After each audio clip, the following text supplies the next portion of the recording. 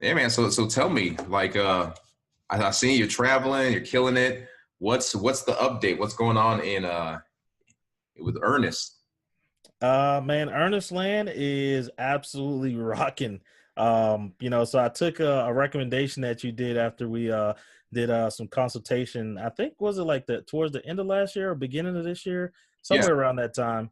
Actually, yeah, it was definitely at the end of last year because it was before I went to the Affiliate World event, and I took the recommendation that you had in regards to having a call to action with social media.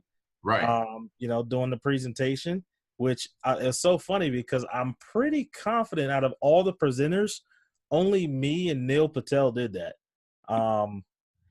So that's kind of cool. Just kind of thinking about it off the top of my head right now. I haven't thought Yeah. about it since. Hey, if Uh, you're on the same level as Neil Patel with your strategy, you're doing something right. Technically speaking, my video is actually kicking his butt on Affiliate World channel. There you go. There you go. Yeah, I got like almost 300,000 organic views, and I think his has like 60,000, 70,000. Actually, I'm the number one most viewed video on their entire channel. Nice. Wow, man, Yeah, and they killing it. got probably 100 plus videos on there. So, yeah, man. Wow. So, I took that and I implemented it, doing my presentation.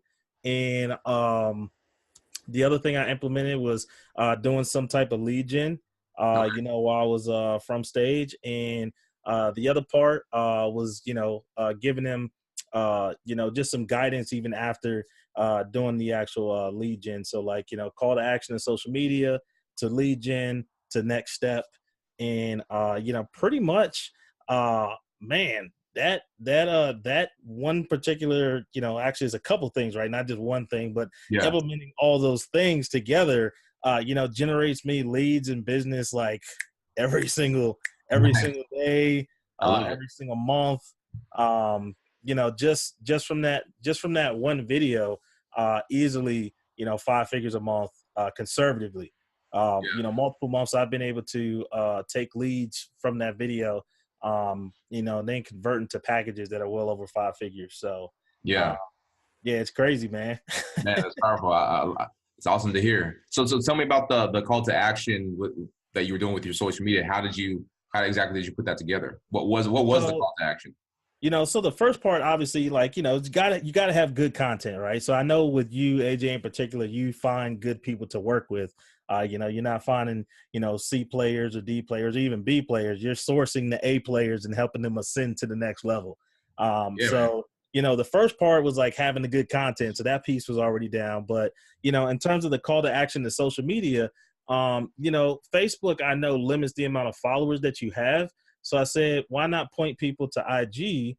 My other alternative was Twitter and LinkedIn. And I'm just like, obviously, Twitter ain't popping like that. In terms of Right. like my community, there are some people out there where, like, their Twitter followings are like rocking, they're getting engagement, stuff like that. It's just me. I know that wasn't hitting. And then the other alternative, like I said, was LinkedIn, but I don't even be on LinkedIn like that.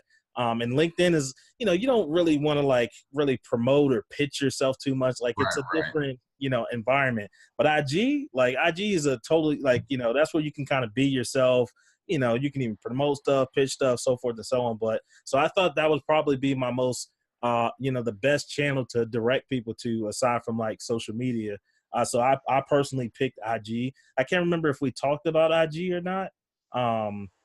But that's just the one I ended up with. I don't know. You might remember the conversation. Yeah, But it I was did. more the great thing about like the strategies that we did talk about is you can apply it to any platform, but it just like you said, your Twitter following isn't popping like that. LinkedIn, you're not, you don't want to sell and promote too much. It's really Mhm. about being a resource and being the expert, and then networking that way because you're with people Exactly. maybe at your level or different levels. But the strategy works across every platform, and you just adapt it, but you've got to know where your attention is. So your attention is on Facebook and Instagram. So you take that strategy of having a specific call to action and what because you put out so much value, you're throwing out like the numbers you're hitting, your students, what is the success that you're having, and then people want to know. That inspires the question: how do I get that? How do I work with you to achieve that? And as long as you give them a specific go here or go here, and then take this action, you're going to win And every actually, the other thing too, the reason why I chose doing 3 specific actions, because you told me like strategically, I'm not going to say the person you told me to model specifically, but like you said, hey, this person does like 3 or just a couple things that tell people what to do. And so I was like, all right, well, I got to figure out my 3. And, my 3 was follow me on IG, go to this link on my website and, take this next step, which is join my Facebook group. Yeah, And pretty much, now, when you talk about the multiple touch points too, as well, because honestly, I think that's probably like the magic in it is that yeah, the multiple touch points. So, like, now you're following me on IG and you're seeing all my content. Now you're going to my website, and not only are you getting like a great resource that you're probably most likely going to consume, I'm also pixeling, right? So now right, I can right, target you later down the road. In exactly. addition to that, now I got you in my Facebook group and you're seeing me there, and then as soon as you join the Facebook group, I have a specific post that most people generally read when they get into the Facebook group. So now we didn't already touched and engaged like 5, 6, 7 times before I even try to talk to you about selling anything. Yeah, and so I wasn't using this phrase, or I might have been actually when we talked the relationship equity. All these different touch points. One, that's a strategy of general marketing, and you're killing on that. But you're giving them so much value. But by the time you come with the ask, and you're always putting it out there, it's like here value. It's like you go to Costco and you got the nice old lady giving you samples, and after an hour of shopping for stuff you need, you sample things you don't need, and you walk out with more of the stuff you didn't even go in to get because And there's then the other stuff just looks even more satisfying. Like, man, I didn't need a kayak today, but it just looks so good. exactly, exactly. So man, you're doing it. You got the touch points, the call to action. You're building the relationship equity, and that's really the power of branding. I mean, you can because in the digital marketing space, most people are sell, sell, sell. But what you've done Mhm. is you're doing the selling, but now you're taking people who are just following your story and you're leveraging the Ernest Epps brand, and then you're driving people into with a call to action into your community.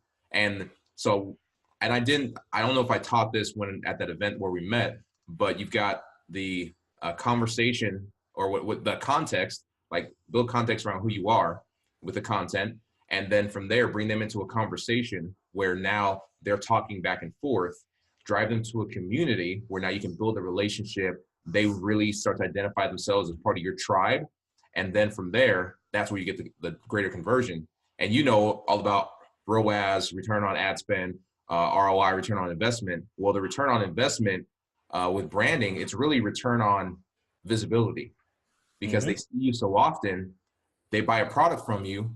You really didn't spend any money to get that sale. So it's like it's virtually 100% profit just from the relationship. Absolutely. That's the power of relationship equity, man. So that's Yeah, awesome. actually, yeah, man, that's man, like you couldn't have really said it any better than that. And actually, as a result of all that, it's I haven't even had to spend $1 on paid ads for my personal brand at all, Right. um, which is crazy. Like I can say, like conservatively, and this is like a very very conservative number. I've done at least 600K through like the consulting, coaching. Having my online institute side of my business, Right. just by implementing that one piece right there into the opportunity that I had to speak on stage, and that video just catching on fire, and implementing that consistently into my daily marketing, to where like you already mentioned, like I don't really have to sell like Right. my products or like push stuff like so Yeah. aggressively. People naturally are just like, hey, like how can I buy? Like I want to buy. Exactly. Like where do I go? It's non-confrontational, it's non-threatening, and that's the thing. Your ideal clients, your customers, they're already looking for you. I mean, you just got to put out the bait and let them know, hey, over here, I'm the guy who's got what you're looking for. And as long as they get to know you, they like you, they trust you, it's easy. And I mean, I'll put it this way. I'll give you another nugget. Your brand, your personal brand, is how you close the deal before you've made the pitch, and that's what you're seeing. So you said, and Absolutely. you threw out a number. You said 600K Yeah. is what you've Yeah. done just using Easy. those strategies. Yeah, just easily. I That's just wow. had a day where I was able to close a big deal, and that was $149,500 in one day. Wow. That was a big deal, but that was definitely like, as a result of like my network, credibility, the brand, Right. Ernest, you could, see all the different pieces in alignment. And, I was able to work with a hedge fund company. We were able to structure a deal that made sense. That was, pretty lucrative for everybody. So, Yeah. Man, that's awesome. Well, hey, I'm happy. I'm happy. yeah, Like I'm it so glad doesn't get strategy's much better working than out. that, man. And I Yeah, think a lot of times, like, and it's so amazing, the fact that you kind of laid out a lot of that stuff. And I think even like me, being a coach and a mentor to people, it's just that we give these amazing strategies, we give this amazing concept, and then people don't go execute on it. exactly. Where I spend more time on the execution than on like how does it look? Is it pretty? Does it look the best? Like obviously we want it to look good, but I always Right. tell people it doesn't have to be phenomenal and it definitely don't got to be perfect.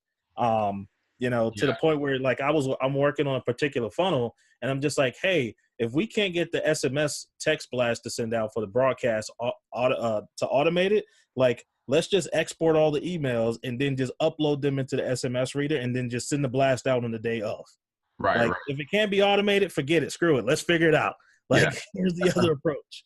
Right. And so I Executed. think so many people get caught into like the weeds and like, oh, am I doing the right thing? Like, man, just go execute, go do something.